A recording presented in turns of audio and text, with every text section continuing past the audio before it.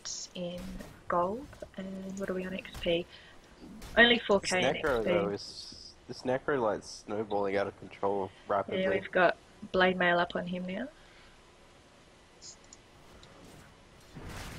And Warlock started building up his ag, so we should see 2 golems walking around. Push another tower. Yeah, so they're going to take the tier 2 at the top, and I thought, yeah, they've done trade at the bottom there, and Silence will TP back. And Good, vacuum in, but no wall to follow up from that. No, he hasn't put any points in it yet. Level 10, no wall. Lion will spike out 4 of those heroes. Telekinesis drops the Night Stalker down in the middle. They're going to turn and chase that Warlock now that Necrolite and Chaos Knight have dropped. And the mech pops up from there, so that'll heal them all up. But can they chase them down? Rubik should drop here. Night Stalker hitting 2 heroes with the Warlock ult there. 4 stuck up by Silencer. It's going to turn and right click down that Warlock. Finger of Death in here by Emerald. He's going to drop to the Iron Shell from the Darkseer.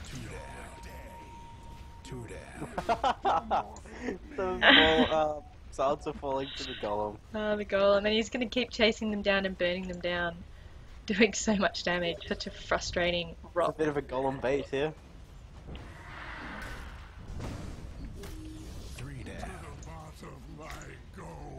Triple kill with the Golem.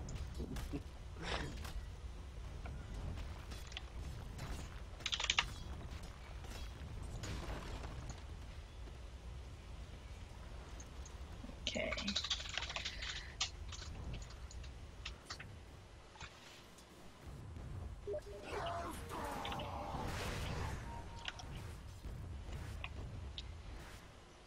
Oh, apparently the stream is looking at the Dota menu. Let's have a look at what's going on there. It shouldn't be. It looks fine from my end. I'm getting told that stream is looking at the Dota menu. But, no. Possibly just someone lagging out there. Try a refresh if anything's wrong. Looks okay from my end, so... Yeah, it looks okay from my end. Okay, we've got a brace wrap on Chaos Knight. I think he's decided he needs drums. He's really not having the best time of it. Needs some survivability. Half an armlet. Half 3 items. half a BKB, half an armlet, and half a drums. But I had a rough start on that tri lane, and that's really sacrificed his farm there. If you look at the net worth, he's sitting. I mean, he's sitting above the Warlock and the Darkseer, but you'd like to see the carry at this stage sitting up with the Necrolite.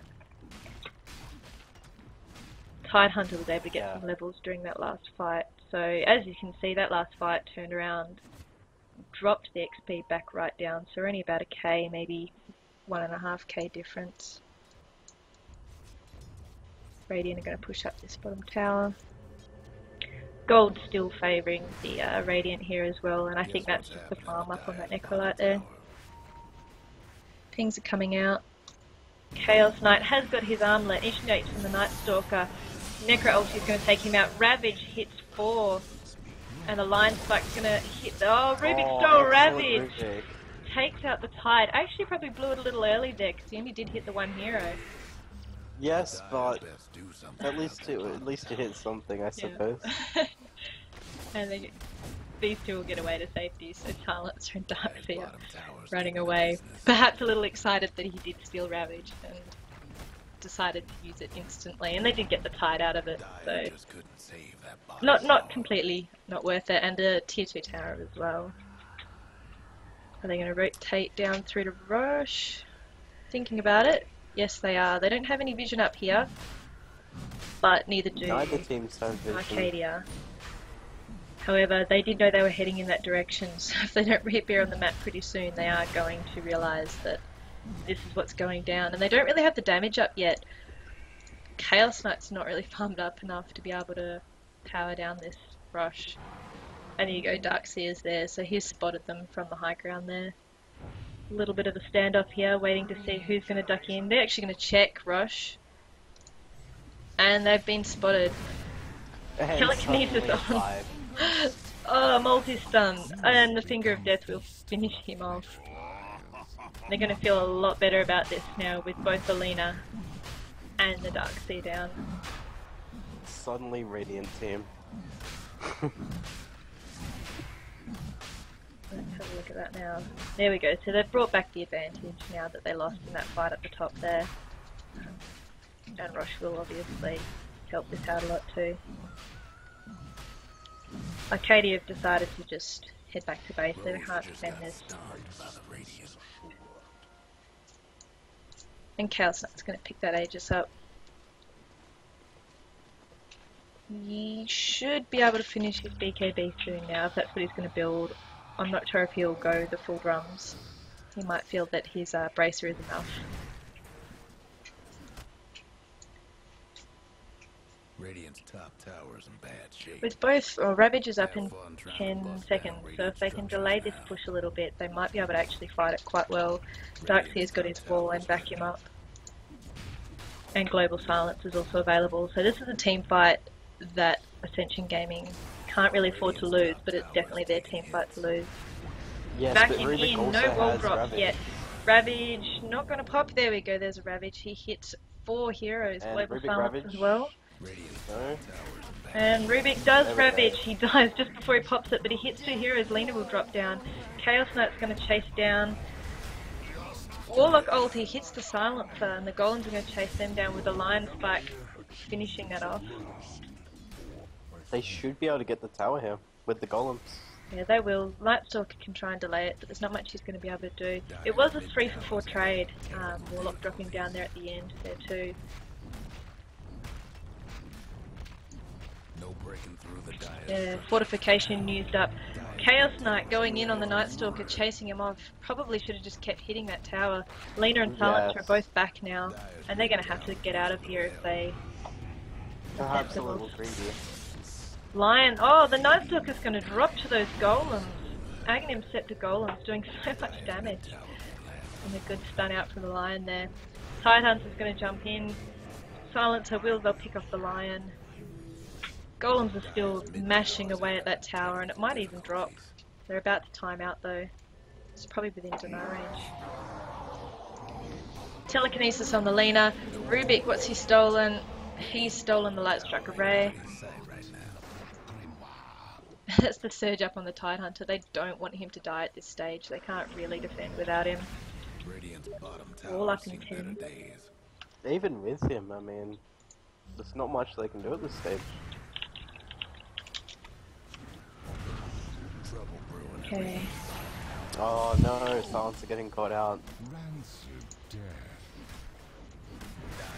People in chat, let me know if the overlay still doesn't look like the right one. Towers seen better days. I've got a couple of different ones, but it should be okay for now.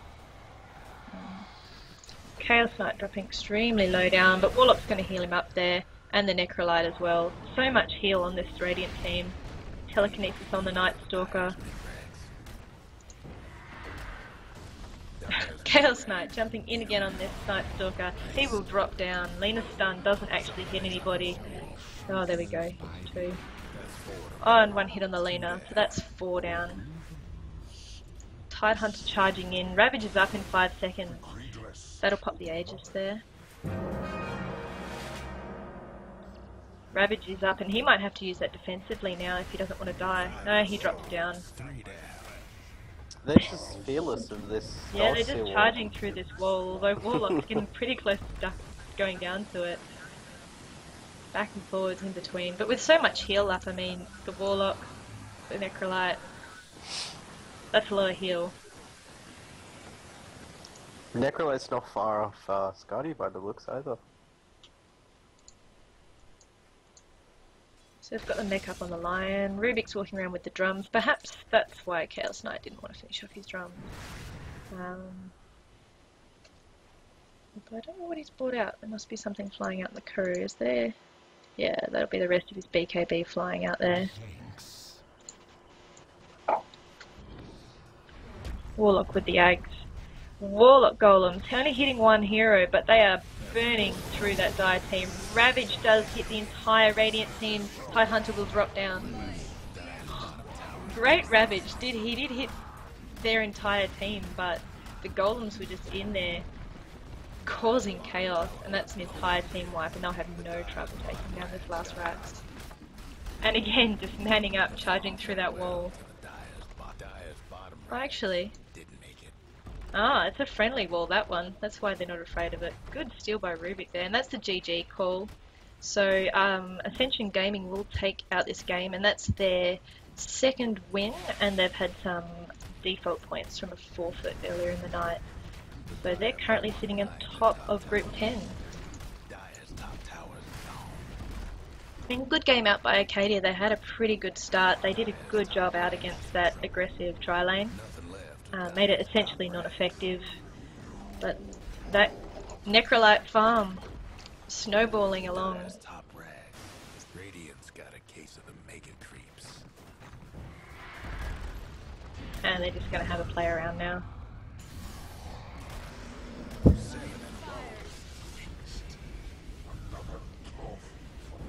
Anyway, shout out to Down Under, I'm going to get this wrong, Esports? Did I get that wrong? Who are running the Tides Wrath tournament here. So we have $1,500 worth of prize money that's been put up by the people running the tournament. No sponsors or anything, it's all completely donated. And I think there's 16 groups with 115 teams competing across those groups in the group stage.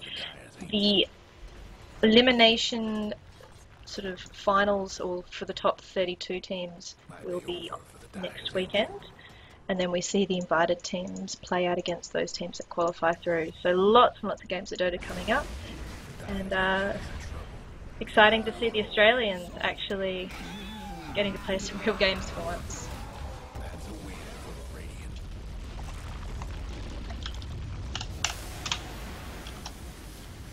Good game. That was well played. Well played. Thanks to those of you that jumped in on stream. Apologies for the mess up with the overlay. And it will be good for the guys to be able to look back and watch their game as well. So it's always nice to try and cover these games, even if the casting's a little bit noobish. Thanks for joining me. It was good fun. Yeah, thanks for having me too.